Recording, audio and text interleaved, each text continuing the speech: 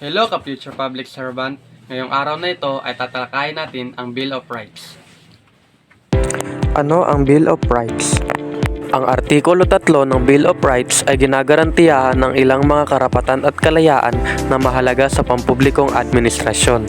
Kabilang dito ang karapatan sa buhay, kalayaan at seguridad ng tao, karapatan sa angkop na proseso ng batas, karapatan sa pribado, karapatan sa kalayaan sa pagsasalita, pagpapahayag at pamamahayag, karapatan sa mapayapang pagpupulong at petisyon. Ang pamahalaan para sa pagtugon sa mga hinaing, ang karapatan sa kalayaan sa relihiyon, ang karapatan sa ari-arian at ang karapatan sa pantay ng proteksyon ng mga batas. Tinitiyak ng mga karapatang ito na ang mga pampublikong administrador ay kumikilos alinsunod sa batas.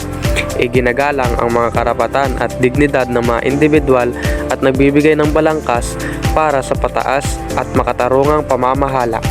Itinataguyod din nila ang transparency, accountability at partisipasyon ng publiko sa mga proseso ng paggawa ng desisyon na mahalaga para sa isang demokratikong lipunan.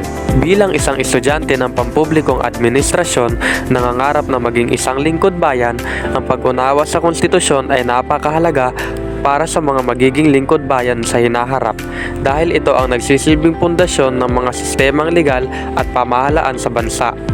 Binabalangkas nito ang mga karapatan at responsibilidad ng mga mamamayan, ang istruktura ng pamahalaan at ang mga limitasyon ng kapangyarihan.